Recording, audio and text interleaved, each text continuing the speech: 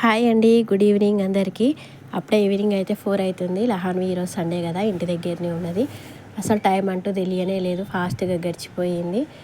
4 అవుతుంది. ఈరోజు తొందర పడుకుని తొందర లేచింది. సండే కదా, ఇంటి దగ్గర ఉంది కాబట్టి తొందర పడుకొని తొందర లేచింది. కొన్ని పాలు కలుపుదాం తనకి అనేసి, అలాగే నాకు కూడా టీ కలుపుకుందాం అనేసి అయితే వచ్చాను. ఇవాళ టీ తాగాకనే వర్క్ స్టార్ట్ చేద్దామని అనుకున్నా.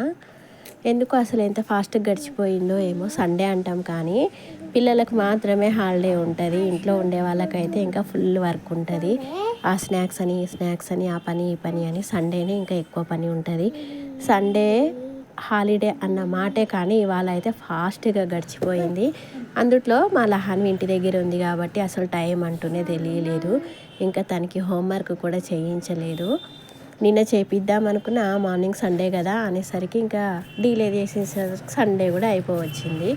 ఇంకా పాలు తాగించి ఆమెకి హోంవర్క్ చేయించి మిగతా వర్క్ చేసుకునే వరకు మొత్తానికైతే డిన్నర్ టైం అవుతుంది. ఇంకా ఇవాళ అసలు పడుకోదు.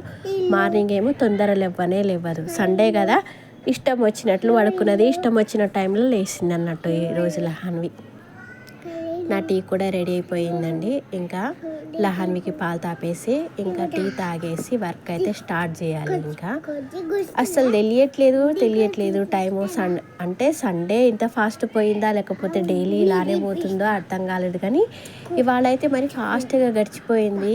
4 అవుతుంది. నేను ఇంకా లంచ్ కూడా చేయలేదు. ఇంకా లంచ్ చేయడం ఎందుకు, 4 o'clockకి అనేసి టీ తాగుతున్నాను. అలా అనేసి టీ అయితే రెడీ అయిపోయింది. Thank you for watching.